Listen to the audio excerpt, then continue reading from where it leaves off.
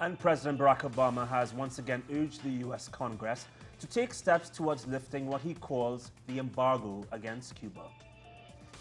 My biggest suggestion would be for the BRT just to start having a conversation on a bipartisan basis about lifting the embargo. Activists from the United States as well as Canada and Latin America hold a day of action against the blockade in Washington. The actions will run until the end of the week.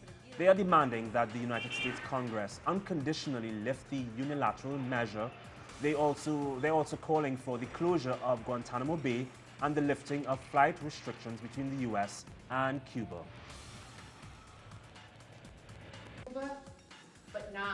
A strategy meeting on what points would be best to address with different members of Congress led the way for the beginning of the campaign, Days of Action Against the Blockade, which hopes to influence Congress members to put an end to the blockade on Cuba. Cuba is a regular place that wants to live its life and wants to determine its way of being without foreign intervention. Those are the experiences which we want to speak to the Congress members about. I don't know why in politics change is such a bad idea. Massachusetts Representative James McGovern joined the members of these organizations and expressed his agreement with the need to end a blockade that has negatively impacted the island for over 50 years, costing it over $800 billion. I think after 50 years of a failed policy, it's time for us to pursue a more grown-up, mature approach to one another. I give the President credit for what he's done. Now Congress needs to do what it should do, and that is lift the embargo and lift the travel restrictions.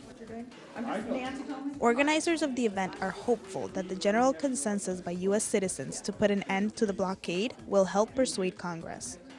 The tide is changing around Cuba, and I think that there's a lot of support to really change what has been ineffective foreign policy in relation to Cuba.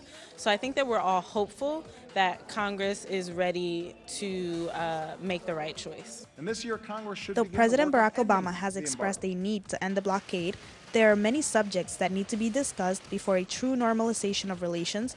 Among these, the use of U.S. funds to finance political opposition projects in Cuba that would lead to a change in government. Bianca Perez, teleSUR, Washington, D.C.